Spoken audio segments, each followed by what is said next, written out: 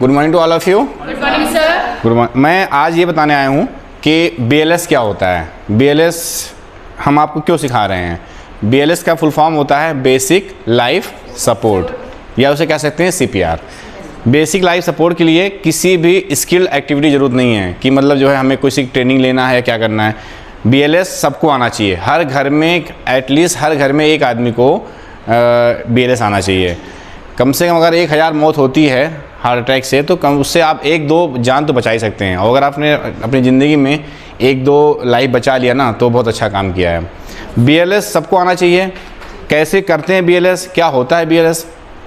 BLS का full form basic life support या cardio CPR, cardio pulmonary resuscitation. मतलब हो गया कि कार्डियक एक्टिविटी हमको वापस लानी है, साथ में पल्मोनरी भी लानी है। अगर कोई पेशेंट कार्डियक अरेस्ट हो गया है, तो कार्डियक अरेस्ट हो गया मतलब कार्डियक पंप करना बंद कर रहा है। और कार्डियक जब कार्डियक पंप करता है तो ब्लड जाता है ब्रेन में, पल्मोनरी में जाता है, रीनल में जाता है, हर जगह ब्लड जाता है। ठीक है। अब कोई पेशेंट आया आपके पास और उस पेशेंट को कार्डियक अरेस्ट हो गया, ठीक है। तो कार्डियक अरेस्ट हो गया तो उसको आपको पहचानना है कि ये सच में कार्डियक अरेस्ट हुआ है कि नहीं हुआ है। ये 2 तरह हो सकता है, या तो आप कहीं बाहर काम कर रहे हो और अचानक कोई पेशेंट जो है गिर गया, ठीक है, या फिर आप अस्पताल में काम कर रहे हो, वार्ड में काम कर रहे हो, सिस्टर हैं आप लोग वार्ड में काम कर रही हैं, अचानक मेडिकेशन कर रही थी और एक पेशेंट सडनली कार्डियक अरेस्ट आ गया, सडनली अनकॉन्शियस हो गया, ठीक है। पहले हम बताते हैं कि अगर आप बाई चांस रोड पे हैं, ठीक है, तो रोड पे हैं और कोई भी आदमी जो है जा रहा था, अचानक से जो है गिर गया, अनकॉन्शियस हो गया, बेहोश हो गया, तो फिर आप आपको अगर BLS ट्रेनिंग आनी चाहिए, इसीलिए तो हम बता रहे हैं कैसे उसको बचाएंगे। अचानक बेहोश हो गया तो फिर हम उससे पूछेंगे, जब उसको देखेंगे तो सबसे पहले ऐसा नहीं है कि हम उसको देख लिए और बेहोश हो गया हम उसको CPR करना शुरू कर दिए, ठीक है। पहले हम उसको क्या करेंगे, सीन सेफ्टी। सीन सेफ्टी मतलब क्या हुआ, जैसे मान लो पेशेंट अचानक गिरा, अब आपको ये पता होना चाहिए, हो सकता है कि वहीं उसको सांप काट लिया हो और वहीं गिर गया और पता चला आपने उसको छुआ और आपको जो है आपको भी सांप काट लिया। या फिर रोड गाड़ी चल रही थी, अचानक जो है एक्सीडेंट हो गया और मतलब अनकॉन्शियस हो गया, फिर आप उसको बचाने के पता लगा गाड़ी आपके ऊपर भी चढ़ा दिया, ठीक है। तो इस वजह से सीन सेफ्टी बहुत जरूरी है। सीन सेफ्टी में समझ में आ गया कि उसको पेशेंट को अच्छी मतलब सेफ जगह रखना है जिससे आप उसको रिवाइव कर सकें, है ना। तो उसके लिए क्या हुआ, सीन सेफ्टी कर दिया। उसके बाद दूसरा क्या है, कॉल फॉर हेल्प, ठीक है, कॉल फॉर हेल्प। तो मतलब होगा कि आपने जैसे आप बाहर हैं तो आप 102 108 पे फ़ोन कर दिया, तब तक 10 सेकेंड आपको टाइम देना है उसको असिस्ट करने में कि वो पेशेंट जो हमारा है वो सच में कार्डियक अरेस्ट में है या फिर हाइपोग्लाइसीमिया से, कभी कभी होता है कि डायबिटीज मरीज हैं, दवा नहीं लिए या दवा नहीं कुछ खाए पिए नहीं, तो वो पेशेंट को ब्लड शुगर कम हो गया, ठीक है। तो ये आपको पता लगाने के लिए पहले पूछेंगे, जैसे ये हैं, ठीक है, इनसे हम ये पूछेंगे कि भैया आप मतलब साउट चिल्ला के बोलेंगे, आप ठीक हो, आप ठीक हो, ऐसे हम 3-4 बार बोलेंगे, ठीक है। कोई रिस्पांस नहीं आ रहा है। पहला सीन सेफ्टी, फिर कॉल फॉर हेल्प, फिर आस्क, इनसे पूछना है कि आप ठीक हो, नाम तो आपको पता नहीं है, कुछ भी हैं आप भैया बोल के हैं कि आप ठीक हो, फिर देखेंगे कोई आवाज़ नहीं आई, ठीक है। फिर हमने क्या करेंगे, ऐसे उसका चेस्ट राइज देखेंगे कि सांस ले रहा नहीं ले रहा है ना।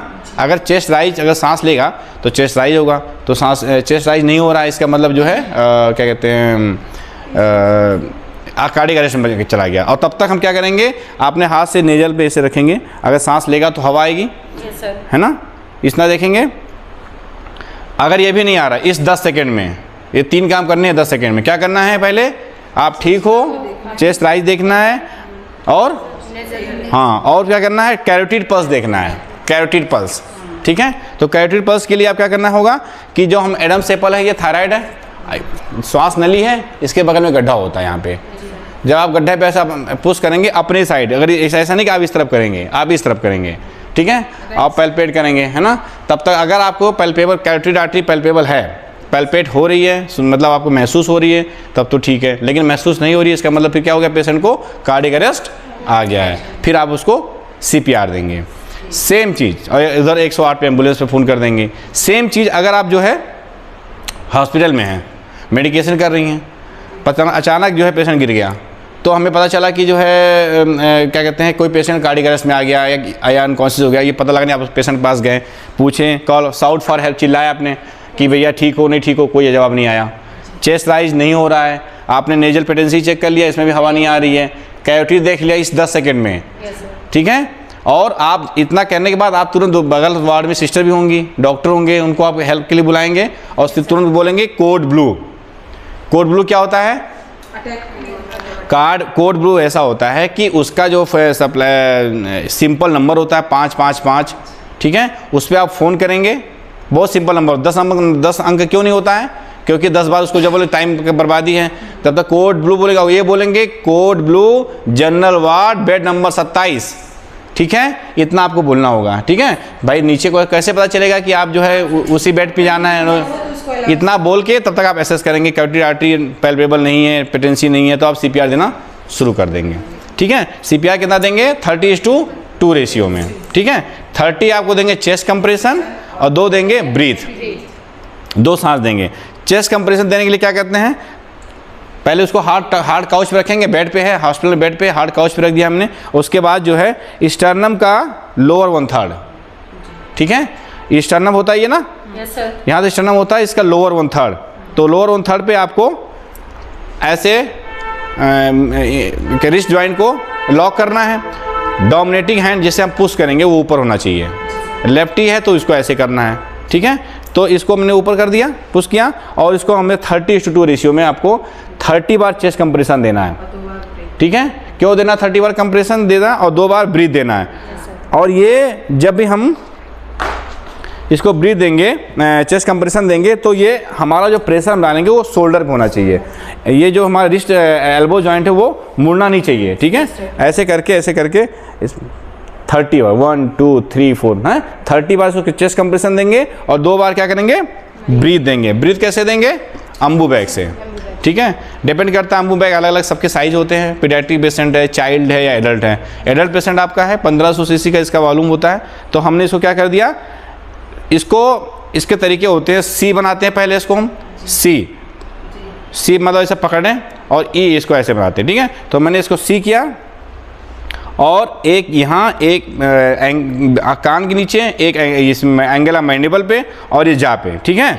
और इसको उठाया, जा थ्रस्ट किया और ये सी से ऐसे पकड़ के इसको दबाया, ठीक है। इसको दबाना होता है। हमें जब दबाएंगे, क्योंकि हम दबाएंगे इसको दबा देंगे तो ये उठ जाएगा, हवा जब प्रेस करेंगे तो इसको दबाना होता है। सी टेक्निक से दबाना होता है, ई से इसको उठाना होता है। इसको जब ऐसे करेंगे, उठाओ जरा, ऐसे करेंगे तो हमारा जो 3 एक्सिस होता है, फेरिंग्स का जो फेरिंग्स एक्सिस और लेरिंजियल एक्सिस, लैरिंग्स होता है, वो एक लाइन पे आ जाता है। तो कोई चीज़ आप ऐसे करोगे तो वेंटिलेट बढ़िया होता है, ऑक्सीजन बहुत बढ़िया जाता है। ऐसे करके तब हम इसको जो है 1 ब्रीथ देंगे, ठीक है, फिर 2 ब्रीथ देंगे 1 ही सेकेंड में, ठीक है। और फिर दूसरा चेस्ट कंप्रेशन। इसके लिए कोई इंटरप्शन नहीं चाहिए। ऐसा नहीं कि आप थक गए, आप एक बार चेस्ट कंप्रेशन कर रहे हैं तो दूसरा फिर तुरंत ब्रीथ दे रहे हैं। इसके लिए आदमी, आपने कॉल फॉर हेल्प इसीलिए बुलाया ना कि सिस्टर तुरंत भाग के आएंगे बगल वाले, तो वो तुरंत ऑक्सीजन पे आ जाएंगे और हम चेस्ट कंप्रेशन देते रहेंगे, ठीक है। ऐसा हमने 2 मिनट के अंदर 5 साइकिल देना है, ठीक है। 30:2 रेशियो में 30 बार चेस्ट कंप्रेशन दिया और 2 बार ब्रीथ दिया, ठीक है। उसके बाद हमने क्या किया, हमने देखे, हम इसको एसेस करेंगे। क्या एसेस करेंगे? इतना करने के बाद ये तो देखेंगे ना कुछ आया इसमें, है ना। अच्छा, हम जब क्या कहते हैं चेस्ट कंप्रेशन देंगे तो ऐसा नहीं है कि हम दबाते ही रहेंगे, समझ रहे हो। जैसे हमने चेस्ट कंप्रेशन इसको हम दे रहे हैं, ऐसे देंगे तो थोड़ा टाइम देंगे। जैसे ये बीच में हर्ट है, जिसको हम दबाएंगे तो चेस्ट रिकॉयल करने के लिए टाइम देंगे ना। जैसे ब्लड इसमें अगर हमने भरा, जब दबाया मैंने तो ब्लड यहाँ से ब्रेन चला गया, हाथ में चला गया, सबको ऑक्सीजन सप्लाई मिल रही है, ब्रेन डेड ना होना। हमारा मेन काम CPR का है कि ब्रेन डेड नहीं होना चाहिए। और जब हम CPR दबाएंगे तो ब्लड जाएगा, कहाँ जाएगा? कैरोटिड आर्टरी थ्रू ब्रेन में जाएगा और ब्रेन को ऑक्सीजन मिलता रहेगा, ब्रेन डेड होगा नहीं, ठीक है।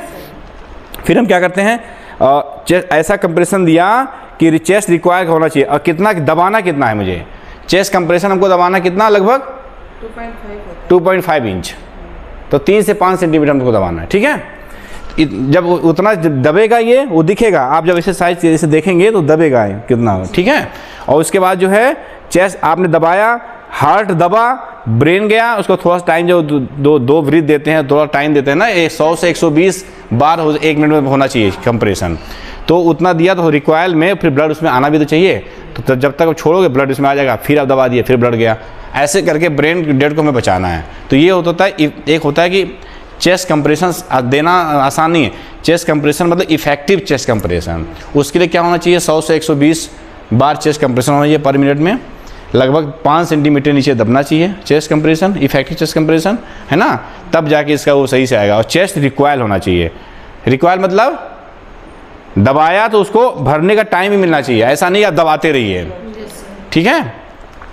अब हमने क्या किया, एक बार 30:2 रेशियो दबाया, फिर ब्रीथ ले लिया, उसके बाद देखा मैंने कि क्या देखा, दूसरे लोग देख रहे हैं कि हम पल्स कैरोटिड पल्स आई नहीं आई, ठीक है, कैरोटिड पल्स आ गई, इसका मतलब आपका जो चेस्ट कंप्रेशन CPR था वो इफेक्टिव था।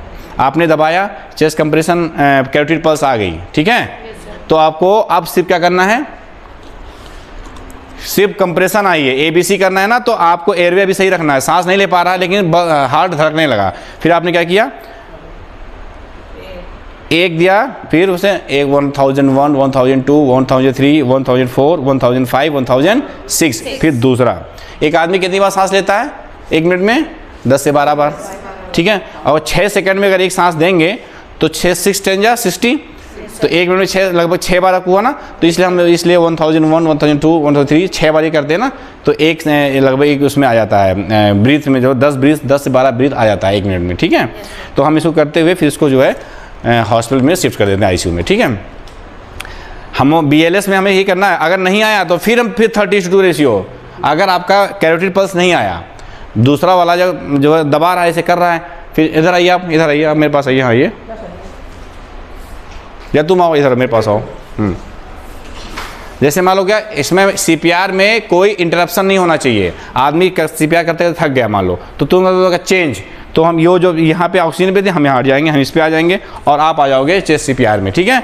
CPR करोगे क्या, सीधा करके एकदम ऐसे, कैसे करोगे CPR, हाँ इस पे चढ़ के, वो एकदम सीधा होना चाहिए। ये ट्रेन हम इसलिए देना है कि ये हमको बाद में फिर बताना ना पड़े, तुरंत CPR शुरू कर देंगे, ठीक है। और करते रहेंगे, फिर बोलेंगे 30 बार दबाएंगे, फिर बोलेंगे ब्रीथ, फिर इधर से हम जो है 1 2, ठीक है, ऐसे करेंगे। और ये जब करेंगे तो चेस्ट राइज होना चाहिए, ये दिखना चाहिए कि चेस्ट राइज हो रहा है। जब भी हम करें और इसको ऐसे यहाँ दबाएंगे और नेक स्टैंड करके ऐसे, समझ, ऐसे करेंगे तो चेस्ट राइज 1 1001, 1002, 1003, 1004, 1005, 1006 ऐसे करेंगे, ठीक है। जब रिस्पिरेशन आ जाएगा, नहीं आएगा, रिस्पिरेशन नहीं आया हुआ है, अरे कैरोटिड पल्स नहीं आई है, तो चेस्ट कंप्रेशन देते रहेंगे, 30 बार देंगे, 2 हम ब्रीथ 1 सेकंड में, फिर 2 सेकंड में, फिर CPR शुरू रहेगा। ऐसे करते 5 साइकिल करेंगे हम, ठीक है।